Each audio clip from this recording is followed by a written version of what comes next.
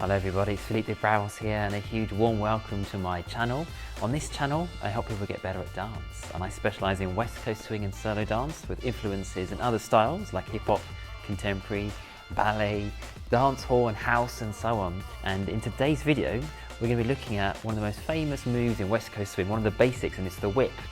And the whip is, I would say, the hardest of the 5 basics. So with that in mind, let's jump into it. Fabulous. So we're going to look at the whip from the perspective of our leaders and followers. So first of all, we're going to look into the 8 counts of the whip. So rather than our normal walk, walk, triple step, we're now going to add an extra walk, walk in the middle. So as a leader, it will be walk, walk, triple step, and a walk, walk, triple step. And as a follower, that will be walk, walk, triple step, and a walk, walk, triple step. So of course it's not all about the footwork in West Coast swing, but I'm going to show you what we're going to be doing for our footwork. And so leaders, what we're going to start off with first is to step back on 1, and then I like to close the foot in and step forwards on 2.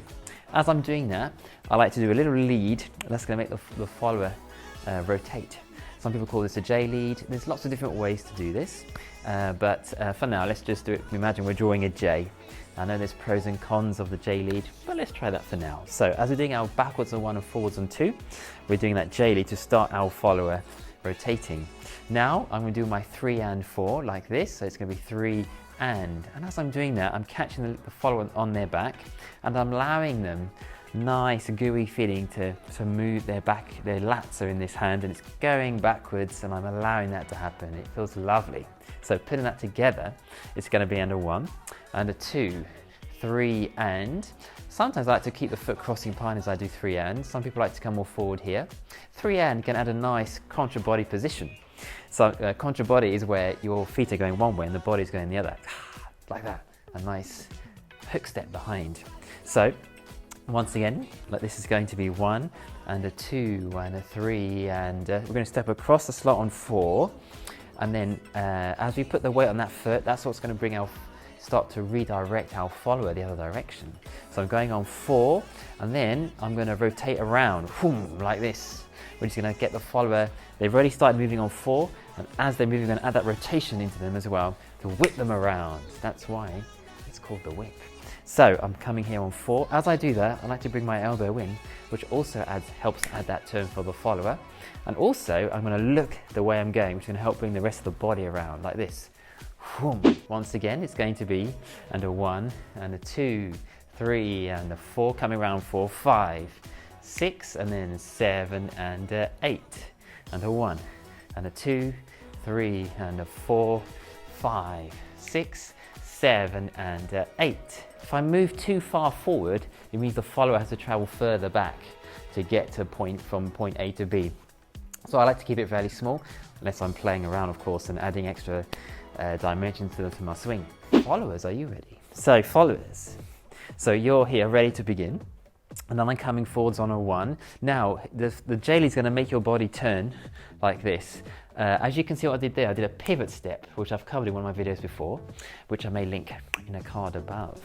And so what that means is, some people will step forwards on 1, and then they'll start turning here, and they go a bit pigeon-toed, which is not the nicest look in the world. So what I like to say is that I've gone forwards on 1, I bring this foot in as I pivot and then step back on 2, then we're going to go 3 and you're going to wait, place that foot, wait for the leader to lead you. If you put the weight on it already too soon, then you've got ahead of the lead. So, believe it or not. So wait for the lead, your leader brings you forward on 4, and then I whip me around for 5, 6, and a 7 and a 8. So again, it's under 1, 2, 3 and a 4 and a 5, 6, 7 and 8. Great. So also when you feel the leader's hand on your back, we can place the elbow around and down, create a nice connection. You might put a bit of pressure as well as the leader has their hand on your lats there. And also the pivot step. We also do that coming out of the whip as well to stop ourselves from going pigeon-toed. So I'll just show you from this side. And a 1, 2, 3 and a 4. So rather than reaching around like this, and having this not very nice look.